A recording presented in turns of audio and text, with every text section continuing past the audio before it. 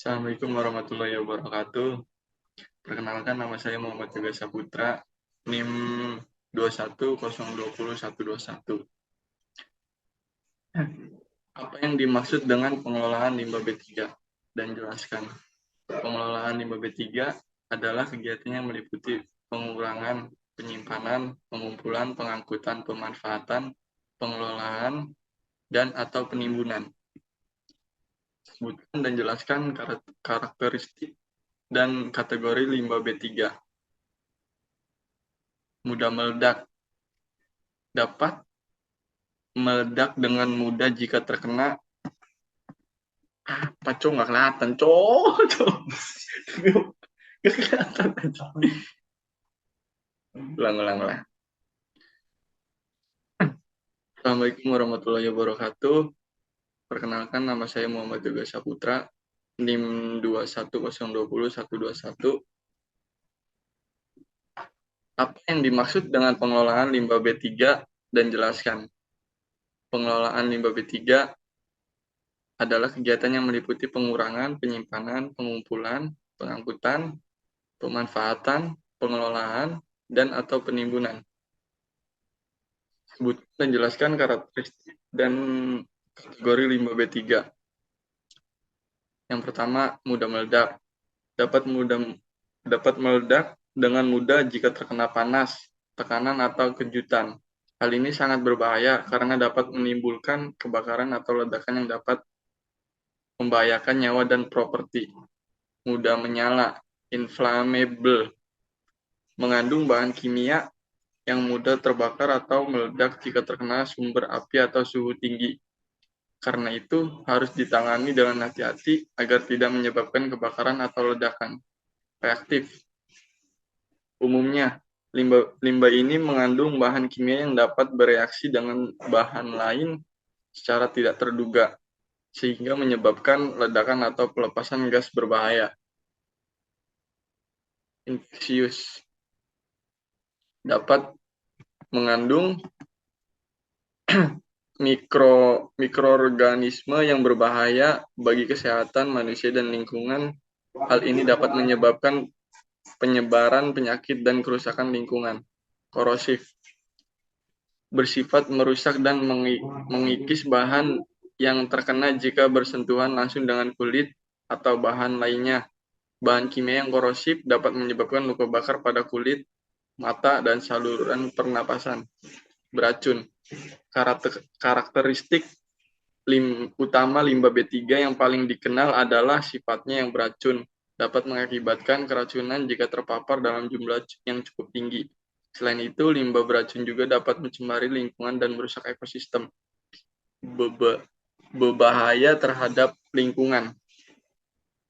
Dapat merusak dan menyebabkan ikan atau organisme akuatik mati.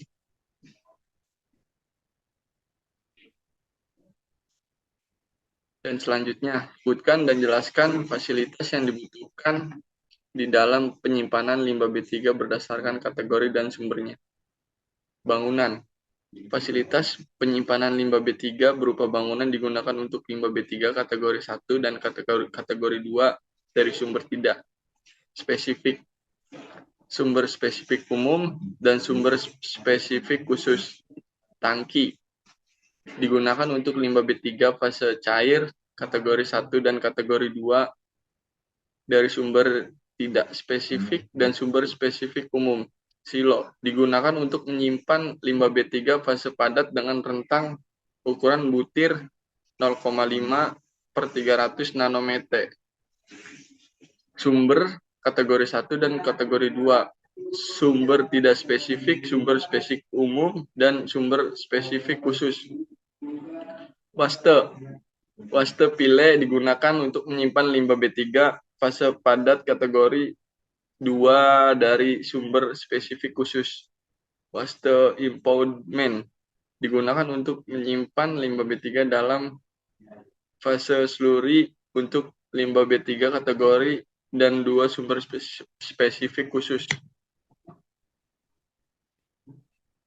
Sebutkan fasilitas dan penimbunan limbah B3. 1. Fasilitas penimbunan akhir kelas 1, 2, 3. Kedua, sumur injeksi. 3, penempatan kembali di area bekas tambang. 4, DAM tiling. 5, fasilitas penimbunan limbah B3 lain sesuai perkembangan iptek. Sebutkan dan jelaskan metode pengolahan limbah B3. Pengolahan limbah dapat dilakukan secara kimia, fisik, biologi. Yang pertama, stabilisasi. Proses penambahan suatu zat dan campuran dengan limbah untuk meminimalkan kecepatan limbah untuk mengurangi toksisitas dari limbah. Yang kedua, insinerasi, pembakaran. Untuk memperkecil volume B3 saat pembakaran, pengontrolan agar gas beracun tidak mencemari udara. Bioremediasi, penggunaan mikroorganisme untuk menguraikan limbah. Tuliskan dan jelaskan fasilitas limbah B3 berdasarkan jenis dan waktu maksimal penyimpanan. Limbah B3 yang disimpan. Limbah B3 yang dihasilkan 50 kg per hari atau lebih. Limbah B3 yang dihasilkan kurang dari 50 gram per hari untuk limbah B3 kategori 2. Limbah B3 dihasilkan kurang dari 50 kg hari untuk B3 kategori 1 tidak spesifik dan spesifik khusus. Limbah B3 kategori 2 sumber spesifik khusus. Waktu penyimpanan 90 hari sejak limbah B3 dihasilkan, 180 hari sejak limbah B3 dihasilkan, 365 hari sejak limbah B3 dihasilkan, 365 hari sejak limbah B3 dihasilkan. Yang ketujuh, tuliskan dan jelaskan fasilitas penyimpanan limbah B3 berupa bangunan. Fasilitas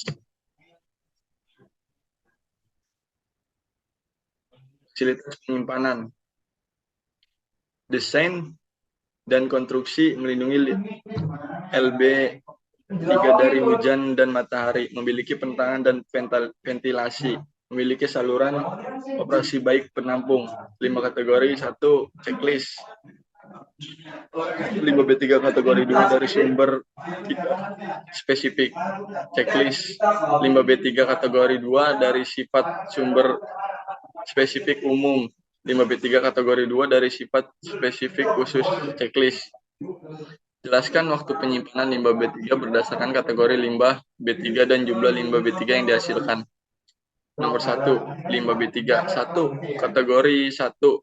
Jumlahnya 50 kg per hari, waktu penyimpanannya 180 hari. Kategori 2, sumber tidak spesifik 50 kg per hari, 365 hari. Kategori 2, sumber umum 50 kg per hari, 365 per hari.